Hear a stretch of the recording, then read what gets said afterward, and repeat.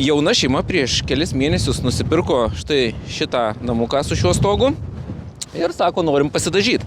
Dažytojai įsipjovė į gipsą ir pamatė, kad stogas iš apačios turi daug senų nubėgimų.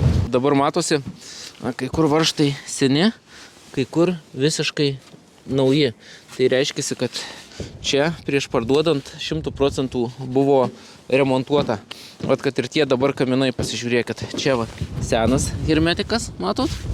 O čia žiūrėkit, naujas, šviečia dar. Nu, toks ir švietimas, aišku, bet ta prasme matosi, kad jis šviežiai teptas yra. Ir va tokį visokį, mato, čia viskas jau atplyšę, čia kad užtepta, tai čia nieko nereiškia. Čia va ta danga, nežinau, gal matosi net įdubus į šitą pusę. Tai va, tai iki čia varžteliai dar kažką keitė, darė, o ten jau seni yra visi.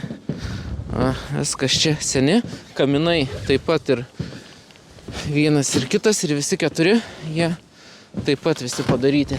Tad viskas ant hermetikų tik tai laikosi. Tada kitas dalykas, kad šitai stogo dangai, šitas nuolydis yra per mažas, čia tik 8 laipsniai, tai čia šita danga montuojasi nuo 14, nuo 15 laipsnių, tai šitas profilis skardinis, netinkamas šitam stogui, neturi jo čia būti.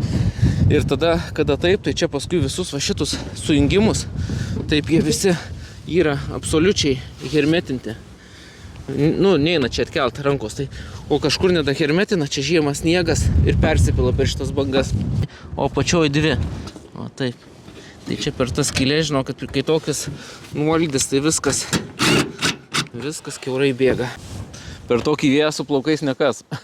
Tai išvada vienintelė, kad šitą stogą reikia keisti, nes šeimyna ką tik nusipirkus, tai faktas, kad norisi pasidaryti ir ilgam jį pamiršti, o tokio stogo tikrai nesutvarkysi tvarkingai apart hermetikų pagalbos, o paskui vėl atlimpa ir vėl darai ir taip žodžiu be sustojimo. Tai reikia keistis į klasikinę dangą, kartą pasidaryti ir bus ramu.